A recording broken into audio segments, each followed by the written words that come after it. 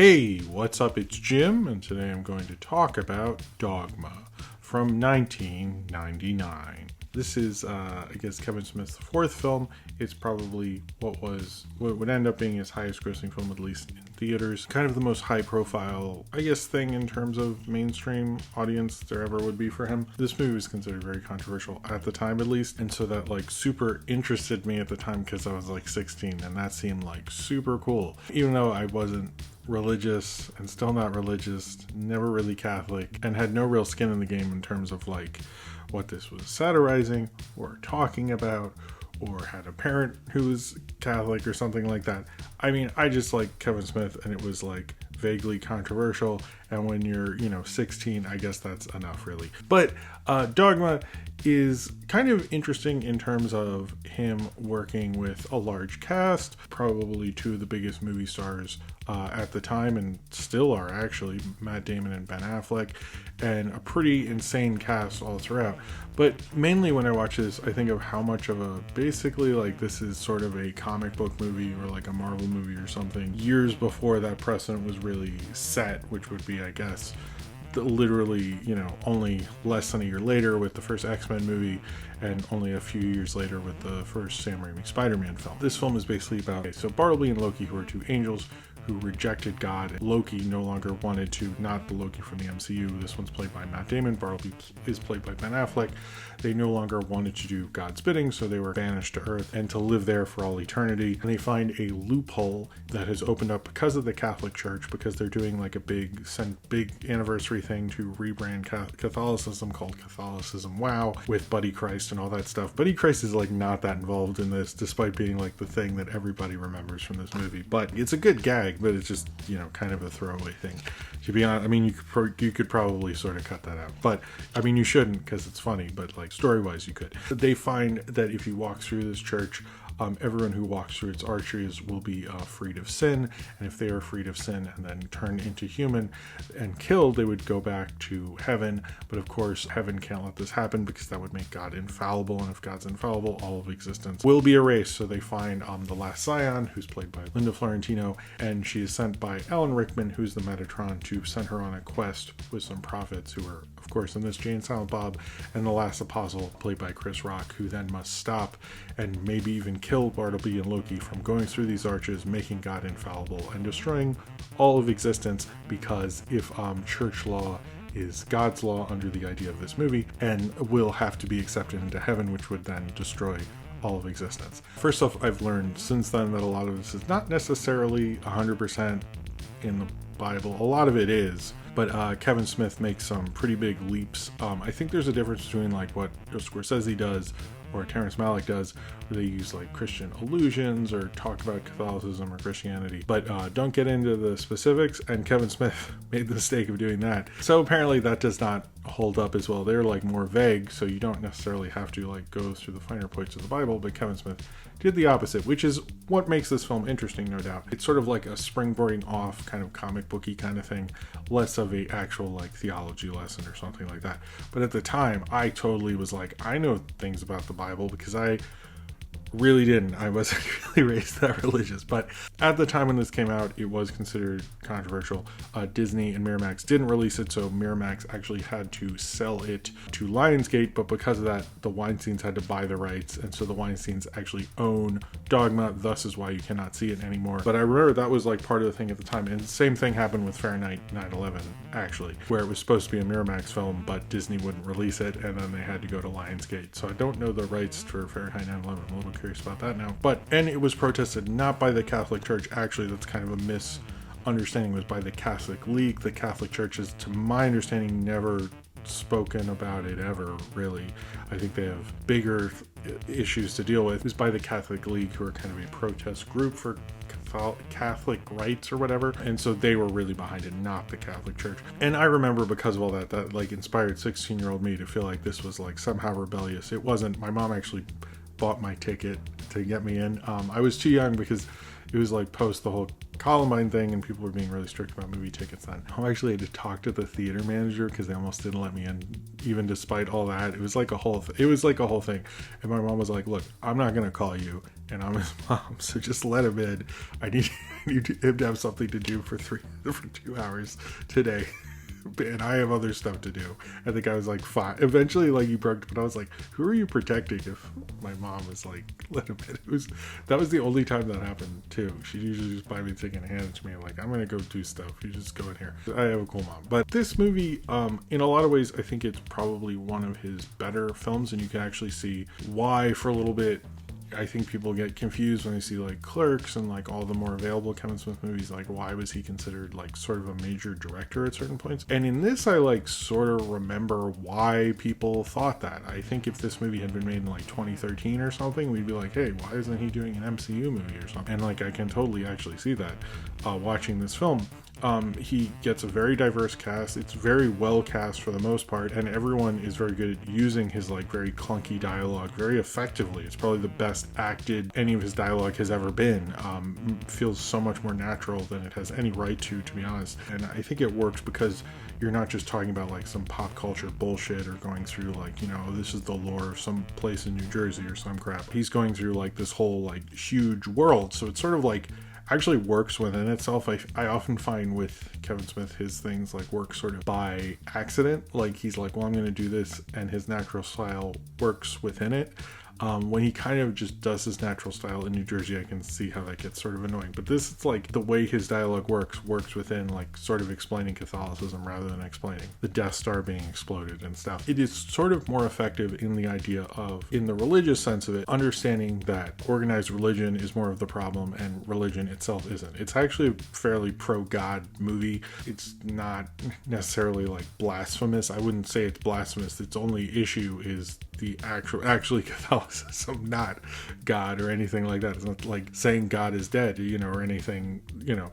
It's not at all like that. It's really just saying like, you know, you can have faith, but don't use that faith to do kind of evil things, which I actually think is a fairly good message. You know, I don't really see the issue with that. I understand, like, I've seen other things where people go through the nitty gritty of this film, and I understand. The overall message I find to be actually a fairly good one, because it's basically like, I know that Kevin Smith's brother, when he came out, was met with some negativity, and that sort of inspired this basically.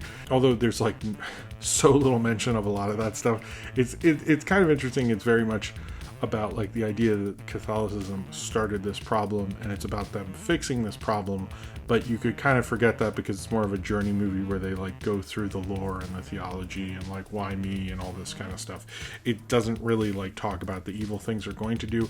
It's also probably the most fun film to talk about the Catholic Church will get, especially after the pre-scandal, which this film, like, you know, this was before that happened, trying to be both entertaining and have a good message about it, which I think a lot of films when they talk about the Catholic Church like go one way or the other and get a little too overly serious or aren't that well made. And I think this is like a very good middle ground, more so than we see even like from the Christian stuff. I feel like it often chokes on its own morals, and this film didn't really seem to do that. Actually, it's way more about like Bartleby and Loki and other issues and the supernatural elements and everything like that, which I think really works. And it is kind of shows you he can do more of this stuff.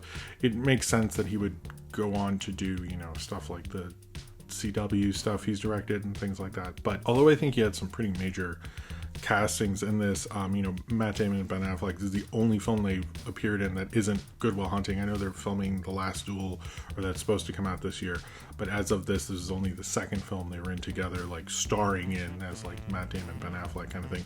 And really, in terms of the poster, the only film that's not The Last Duel thing that Ridley Scott's making that's ever done that. So despite that, like, they've been such a big deal, they actually haven't starred in like headline something together other than this movie, which is kind of interesting. I think they're both really well cast. Ben Affleck continues to be kind of the actor of particularly all the Kevin Smith stuff. He surprises you often because you don't expect that much of him, and I think in this he might give maybe one of his best performances in a Kevin Smith movie. But he's really good because you kind of are paying more attention to Matt Damon's Loki character, who's also very good in this. But Ben Affleck and Kevin Smith's dialogue just work together incredibly well. I even think like Jason Mewes has one of his best performances in terms of playing Jay, and Chris Rock's just great. He started working more with like actual comedians, like you have George Carlin, Chris Rock. In this, and even like I think having different people play the different, like very different, or you know, even Alan Rickman, who's British, you know, Salma Hayek, Chris Rock, like having these very different ethnicities and backgrounds playing these different characters help differentiate them in a very good way, which was the point actually. It's like very diverse casting, like on purpose, and shows that can work within your casting actually. The main thing that I think a lot of people talk about with this film in terms of casting, other than, you know, Bud Cort and Alanis Morissette as God, which is funny I guess, is Linda Florentino. I still very much like her actually as an actress. She's very good in Men in Black, The Last Seduction, and I know supposedly she was very difficult to work with on set, and that's sort of like Kevin Smith had talked about that very publicly, and her career kind of stops after this. I don't know if that's because of how she was on set or because he talked about her very publicly, because of course he did. She actually called him and reached out after his heart attack, and he at least admitted he apologized to her for saying all of that in the press and everything like that, because that's kind of like the age-old thing. If a director or actor says actress is difficult to work with, it sort of ruins her and everything like that. I don't know if it's also because her style was more 90s and like things were being passed it, or whatever was going on in her personal life or whatever. I'm not sure. I'm not here to review her life, but I do feel like she doesn't entirely fit with this film, and it sort of hurts the movie. It just feels sort of like an off performance, and I've never really liked her that much in this. I think it works for the most part, but she often does this like little girl looking up thing that almost feels like sort of off for her, that doesn't really work. It just felt like you should get someone more comedic. I know everyone said, and I think Kevin Smith has said, Janine Garofalo. I even think like Joey Lauren Adams, like someone who naturally works within the Kevin Smith thing. She seemed the most awkward throughout the film, and it kind of like hurts the movie overall for her being sort of, she's effectively the lead. I know marketing wise it's Ben Affleck, Matt Damon, but she's effectively the lead, and I think it sort of hurts the movie. He'd mainly work with more comedic actors sort of in the View Askew universe kind of things, and I think that's probably a smart move after that. It's kind of a shame because the rest of the movie is so well cast, but this lead role, who's pretty essential, really isn't, and it kind of hurts this movie in my mind. Although I do actually I think she really, like in any other film I've seen her in, I find her incredibly well cast. It's just unfortunate. I just don't think it meshed well, and whatever. It doesn't destroy the movie. It's not the worst thing in the world, but it kind of like hinders it a bit. I think this film often shows like Kevin Smith's problem with him as a director. Often a lot of the violence is off screen, not on screen, mostly because of money, with the movie offices thing and even the Golgotha and everything like that. It's just like you see people reacting to it and you don't actually see the action sequence. I know this was very low budget, what helped it actually make some money, but still, it just feels a little cheap now. I think I accepted it more at the time. This is, I think for what it is, and when you look at a lot of these Christian films or films that are talking about Christianity or the Catholicism or religion and stuff, often a lot of them are not as poppy really as this. And I think this is kind of an interesting route to go in. We really didn't get a ton of films like this. Still now, like a lot of them, they're very precious about it, or they're funded by the church or some mega church or something like that. And this is doing it in a very different way. And it's interesting, Kevin Smith never made films like this again, really. I like it for its like kind of uniqueness. It's sad it's very unavailable now, even on Blu-ray or DVD or anything, because of the Weinstein rights, and it's like barely on streaming anymore. It used to be like on Comedy Central all the time and very out there, and now it's just not. But it kind of, I would say, I don't think it doesn't age well, actually. I think it's fine. It's just, it kind of feels like a relic of an older time that I think most people could get through and have a decent enough time with, and it's not offensive. And I don't think, other than the Jay's gay stuff, which was like, okay, I guess, the rest of it I do actually think holds up. This probably ends up being one of his better films. I think Clerks will probably forever be that one, but much like Clerks, it's sort of an accident, sort of all this works, but it feels like it's sort of working for more of him as an auteur than the other things. Like he gets that, like, he has to explain all this lore and has to explain everything like Jesus, and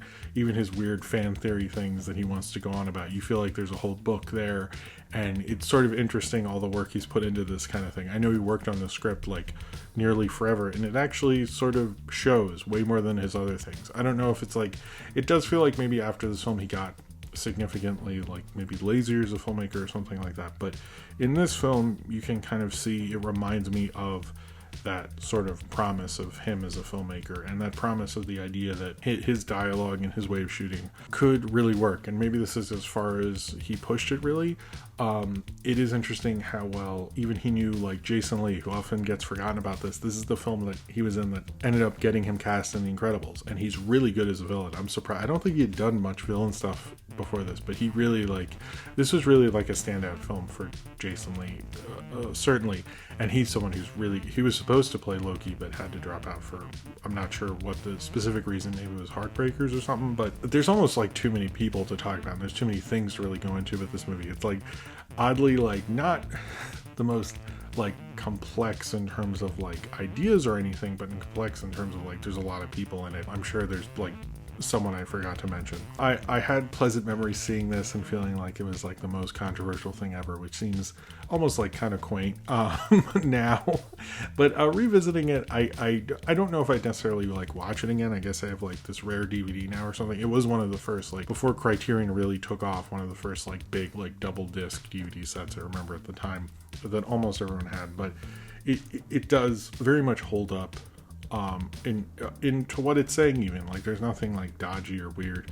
Certainly it doesn't talk about the Catholic priest thing, but other than that Sinead O'Connor thing, people were not talking about that then. It was like sort of a joke or whatever, but no one really got into it. It's a good kind of poppy way to sort of like get people be maybe a little more open about religion and considering all these things and considering these ideas, while not necessarily being like heavy-handed and stuff. It's playing it more like these are like superheroes and mythology, and less like this is like a holy sacred text, while also being very respectful of it, which is like a very weird line that this film seems to work with it. This is probably like the most auteur and ballsiest he ever got as a filmmaker, which is interesting because I remember him like really hating Magnolia at the same time, but this is probably about as bizarre as a concept as that anyway. I think when I saw him do a Q&A, he went off about Magnolia, and I was like, well, I like Magnolia, Kevin Smith, but whatever. It's sort of a bizarre, weird concept, and kind of like these kind of auteur statements would kind of go way out of fashion soon after, even though this actually came out the same weekend as The Messenger, a Joan of Arc movie,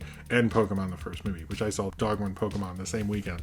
I saw this on a Saturday, actually. I think of his films, this probably is maybe one of the better ones. One that should probably be viewed a little bit more and be more available, considering like how big of a deal it was at the time, but maybe it wasn't. Maybe it was just me being a total dork who's too much into Kevin Smith. So this was like my most anticipated thing or whatever. Maybe it wasn't that big of a deal, but it felt like that at the time. I think despite all that, when you're done with a controversy, you sometimes look at that piece of art and wonder like, well, was it just the controversy that was fun, or was it the film itself? And I think the film itself is a lot of fun. It is fun watching Matt Damon and Ben Affleck like having fun in this like weird kind of like not the traditional Hollywood film that they were really doing at the time, and kind of having fun with it. And everyone seemed to really enjoy their performances other than Linda Florentino. But everyone else seemed to. All that energy pops on screen, and this is sort of like almost a weird precursor to what a comic book movie sort of would be. And it shows you what worked about that style and the promise of that coming throughout the View Askew universe until the next movie, where he would double down within it and almost like never come out of it again. But at that time, it really felt like he could be more, and I can kind of see that and see that he really believed in what he was saying and trying to have a much better attitude about religion through it, which is probably, in a way, this might be more of a good entry point than a lot of those religious films, and in a way also not really being all that blasphemous, even though I'm sure people are going to disagree with that. But I think in the end it's a film that probably likes God a lot more through its filmmaking than a lot of those filmmakers who I think have made it their mission to make a lot of worse movies that hit you over the head with it. This doesn't do it. It does it in more of a fun, actiony, Kevin Smithy way, and I think that shows maybe how he could have been more effective as a filmmaker and how he can get into these subject matters, but maybe it shows you what was, much like Clerks, what works for him is something that was very personal and matters to him, almost like is the thing that works best about him as a filmmaker, because you can tell he really gets into all this stuff and kind of gets into the morals and the issues that come throughout it, is almost to him as fascinating as the idea of honoring God in itself. So if you've seen Dogma and you would like to talk about it, then comment below in the comments and subscribe if you would like to.